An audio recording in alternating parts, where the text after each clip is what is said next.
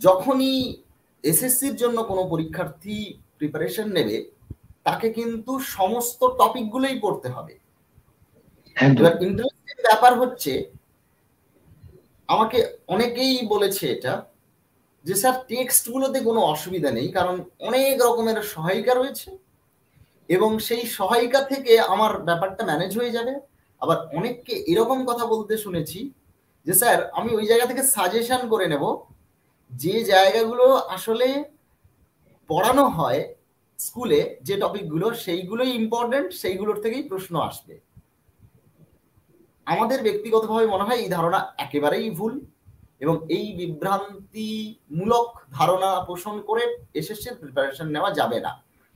Sir এই জায়গাতে আপনার অবজারভেশন এবং আপনার অভিমত এবং সাজেশন কি থাকবে স্টুডেন্টদের প্রতি?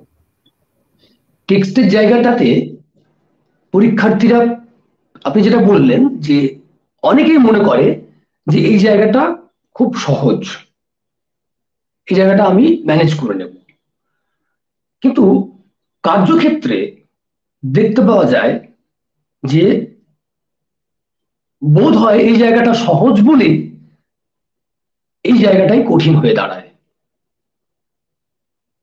আমার অভিজ্ঞতা বলছে টেক্সটের প্রিপারেশন ভীষণ ভালো যদি না হয় তাহলে এসএসসির বাংলা বিষয়ের পরীক্ষাতে অকৃতকার্য হওয়ার সম্ভাবনা প্রবল রয়েছে। সাহিত্যের ইতিহাস দুটো একটা প্রশ্ন খুব কঠিন আসতে পারে, যদি কঠিন আসে সেটা কেউই পারবে না, প্রায় ওটা পশ্চিমবঙ্গে হয়তো 10 জন 20 জন পারলো, তাতে কিছু যায় আসে না।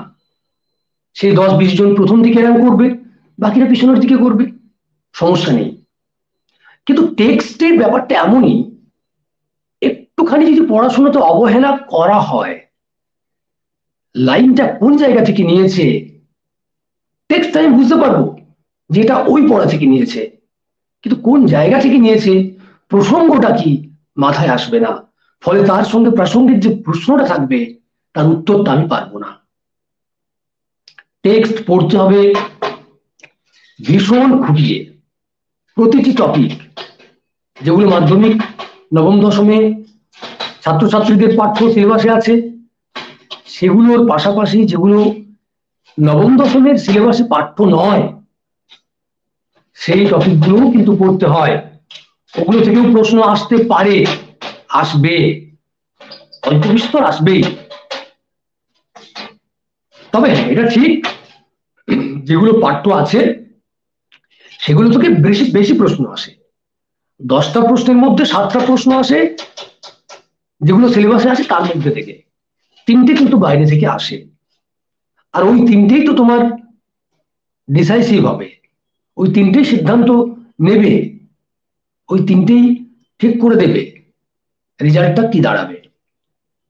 টেক্সটের ক্ষেত্রে আমি বলবো ভীষণ সতর্ক হতে হবে, বারবার পড়তে হবে, রিভিশন দিতে হবে। আর একটি কথা আমি অবশ্যই বলবো টেক্সটের ব্যাপারে,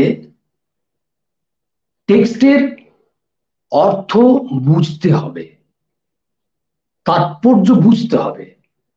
তাৎপর্য ধর্মী প্রশ্ন দুটো একটা টেক্সট থেকে কিন্তু থাকবে।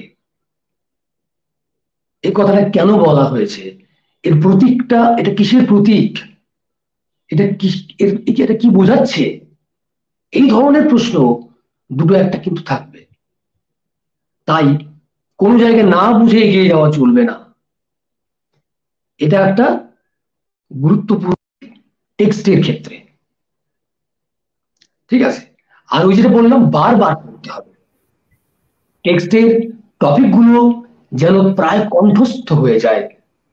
অল্প বইগুলো পাতলা পাতলা ছোট ছোট বই, ফলে এগুলোকে বারবার পড়ে শেষ করা সম্ভব। আমি এমন পরীক্ষার্থীকে চিনি ব্যক্তিগতভাবে যে নবম এবং দশমের টেক্সট বই কনি এবং শঙ্কু সমেত 4টে বই নবম দশমের তারা এক কণ্ঠস্থ করে রেখেছে যে কোনো লাইন থেকে প্রশ্ন করলে তারা বলে দেবে, এবং এক একটা বইকে 30 বার 40 বার করে পড়েছে, বই ছেড়ে ফেলেছে। এই ব্যাপারটাও দরকার। হ্যাঁ, তবে শুধুমাত্র কণ্ঠস্থ রাখা নয়, তাৎপর্য বুঝতে হবে, কোন জায়গার অর্থ কি বুঝতে হবে। এই যে কথাটা আমি বারবার বলি, ওই যে মাইকেলের কবিতা বিদ্যাসাগর, দিন যে দিনের বন্ধু, এই যে কবিতা, আমি বারবার আমার ছাত্রছাত্রীদেরকে বহু জায়গায় এটা বলি যে বিদ্যাসাগর তুমি বিখ্যাত হতে, করুণার সিন্ধু তুমি সেই জানে মনে, দিন যে দিনের বন্ধু। এটা পড়ানো হয় ছোটবেলা থেকে, স্কুলে টিউশনে সব জায়গায় পড়ানো হয়, দিন যে দিনের বন্ধু। অর্থাৎ গরিব হচ্ছে গরিবের বন্ধু, অর্থাৎ বিদ্যাসাগর গরিব, মাইকেল আরেক গরিব, মানে বিদ্যাসাগর হচ্ছে মাইকেলের বন্ধু, দুজনেই গরিব। তো এই যে অদ্ভুত ব্যাখ্যা, ভুল ব্যাখ্যা, এই ব্যাখ্যা কিন্তু চলে আসছে। 100 জনকে জিজ্ঞেস করলে, বাংলার ছাত্রছাত্রী 100 জনকে জিজ্ঞেস করলে আমি যে ভুল ব্যাখ্যাটা বললাম, এই ভুল ব্যাখ্যাটাই বলবে। দিন যে দিনের বন্ধু মানে কি? গরিবই গরিবের বন্ধু।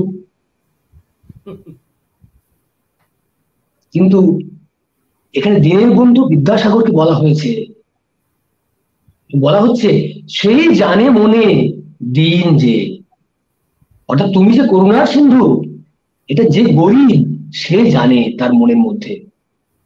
অর্থাৎ আমার মতো গরিবেরা জানে, যারা তোমার কাছে সাহায্য পেয়েছে তারা জানে যে তুমি করুণার সিন্ধু।